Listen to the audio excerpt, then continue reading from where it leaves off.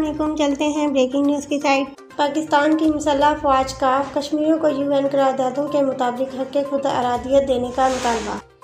راولپنڈی۔ پاکستان کی مسلح افواج نے کشمیریوں کو UN قراردادوں کے مطابق حق خود ارادیت دینے کا فیصلہ کرتے ہوئے کہا، کشمیریوں کا حق خود ارادیت کے لیے بہادر کشمیریوں کے ساتھ کھڑی ہے۔ تفصیلات کے مطابق پاکستان کی فوج کے شعبہ تعلقات عامہ ISR کی جانب سے یوم استحصال کے موقع پر پیغام میں کہا گیا ہے کہ پاکستان کی مسلح افواج کی جانب سے کشمیریوں کو خود ارادیت کی جدوجہد سے بھرپور یکجہتی کا اظہار کیا گیا۔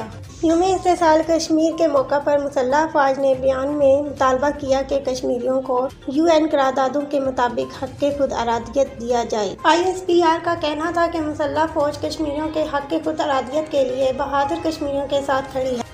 ترجمان نے مزید کہا، یہ غاصب فوج کا 1095 دن کا بدترین محاصرے وحشیانہ مظالم کا خاتمہ ہونا چاہیے۔ کشمیر کے شہداء کو ان کی عظیم قربانیوں پر خراج عقیدت پیش کرتے ہیں۔